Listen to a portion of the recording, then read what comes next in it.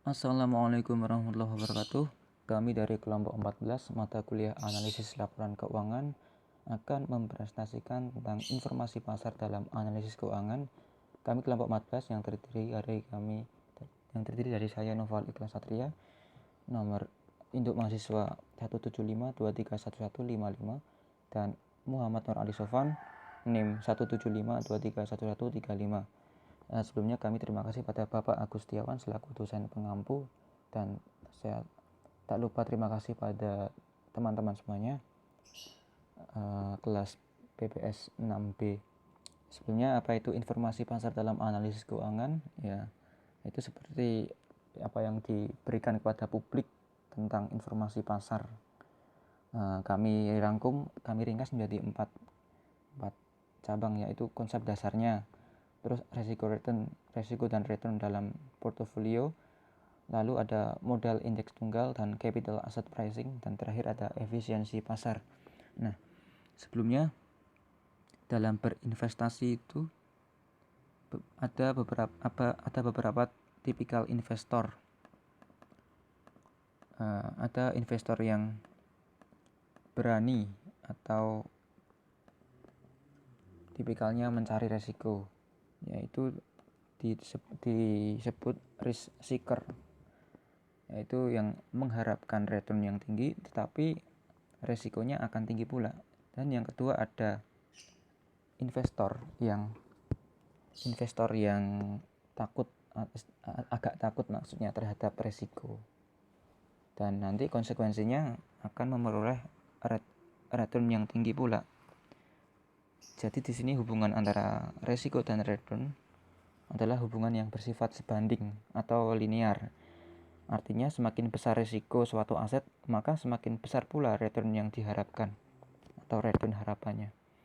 Ya, menurut Randelin, biasanya pada umumnya return itu dibagi dua, yaitu return harapan dan return aktual atau return yang terjadi.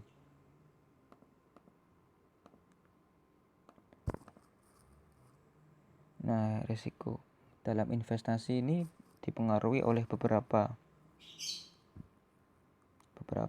faktor ya.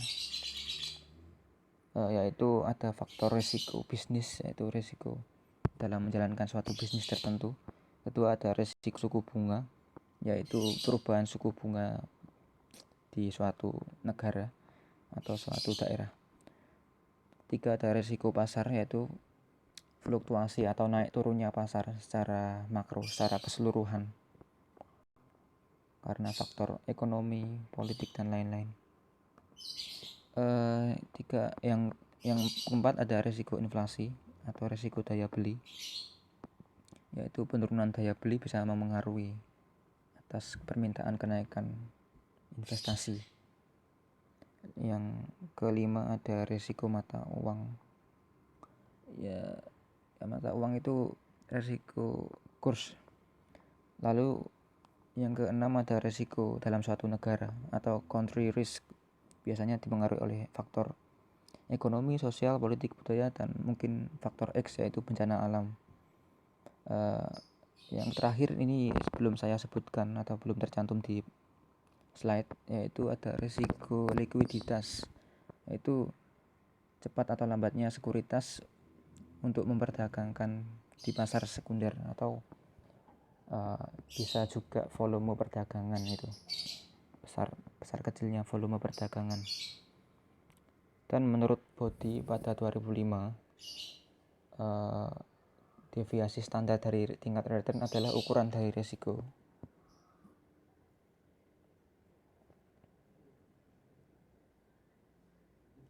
Nah, ini adalah contoh perhitungan return dan risiko.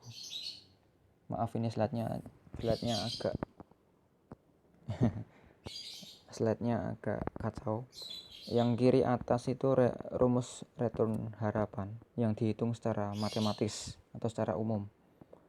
Yang kiri bawah itu return harapan yang dihitung secara aritmatika. Yang kanan, yang satu terpisah kanan itu adalah rumus return harapan yang dihitung secara geometris rata-rata. kami berikan contoh perhitungan return harapan dulu ya. Untuk return aktual belum bisa kami sampaikan.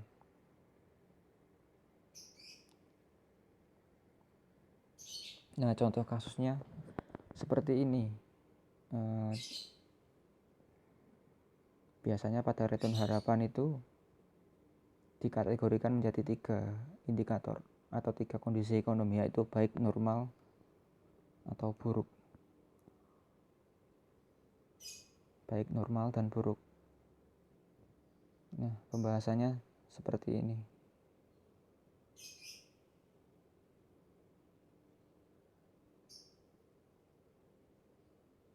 Ini pembahasannya.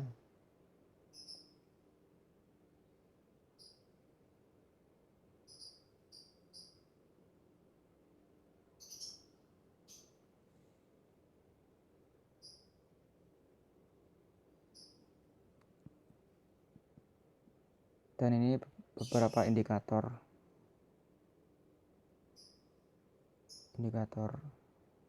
return yang diharapkan berdasarkan deviasi standar.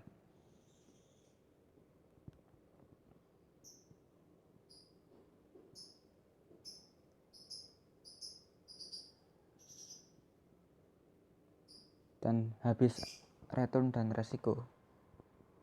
Nah, ini return dan resiko dalam konteks portofolio. Kalau tadi konteksnya tunggal, sekarang konteksnya portofolio atau gabungan.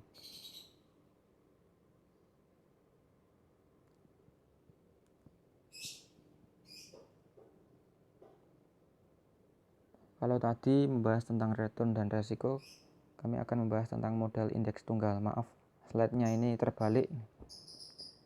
Modal indeks tunggal merupakan penyederhanaan dari modal yang diperkenalkan oleh Markowitz atau model Markowitz. Modal tersebut didasarkan pada pemikiran bahwa return saham dipengaruhi oleh common factor seperti return indeks saham. Dari pemikiran tersebut dikembangkan rumus return yang diharapkan dan resiko dengan menggunakan modal indeks tunggal. Seperti ini rumusnya. Habis itu ada CAPM atau Capital Asset Pricing Model.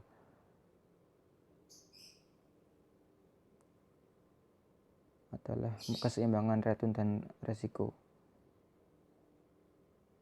Seperti ini rumusnya. Lalu ada bentuk efisiensi pasar atau materi terakhir. Ada beberapa kategori efisiensi pasar, yaitu efisiensi pasar bentuk lemah. Harga saham mencerminkan informasi pada masa lampau. Yang kedua ada efisiensi bentuk setengah kuat atau bentuk sedang, yaitu harga saham mencerminkan semua informasi yang dipublikasikan. Yang terakhir ada efisiensi bentuk kuat, yaitu harga saham mencerminkan semua informasi yang dipublikasikan dan informasi yang privat. Sekali lagi, kategori efisiensi pasar ada 3, yaitu efisiensi pasar bentuk lemah, kedua ada efisiensi bentuk setengah kuat, yang ketiga ada efisiensi bentuk kuat. Dan terakhir, kami ucapkan terima kasih pada teman-teman, pada Bapak Agus Setiawan. Ini akhir dari presentasi kami. Semoga kita senantiasa dilindungi Allah Subhanahu wa taala, dan terutama kita dilindungi dari wabah COVID-19 ini. Semuanya semoga sehat selalu dan berbahagia. Terima kasih. Wassalamualaikum warahmatullahi wabarakatuh.